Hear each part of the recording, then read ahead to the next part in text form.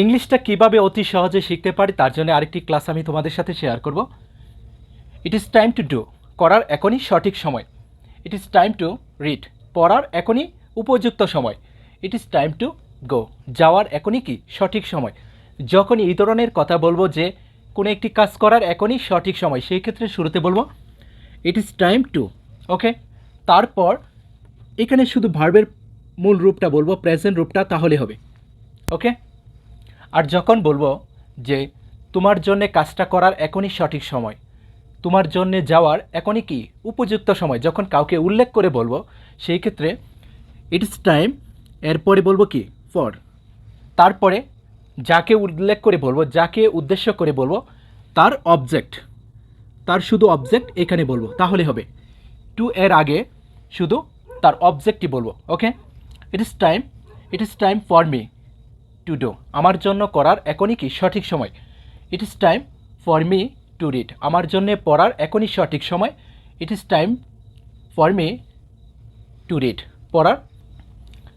It is time for me to do, আমার জন্য করার কি এখনই উপযুক্ত। It is time for me to do, করার এখনই কি উপযুক্ত সময় আমার জন্যে। It is time for me to do, আমার জন্য করার এখনই কি সঠিক সময়। It is time for me to read, পড়ার এখনই কি উপযুক্ত সময় আমার জন্যে। It is time for me to go, যাওয়ার এখনই কি সঠিক সময় বা উপযুক্ত সময় কি আমার জন্যে। এখানে মেয়ের পরিবর্তে তুমি যে কোনো একটি অবজেক্ট ইউজ করা। ফর হিম, তার জন্যে। ফর ইউ, তোমার জন্যে।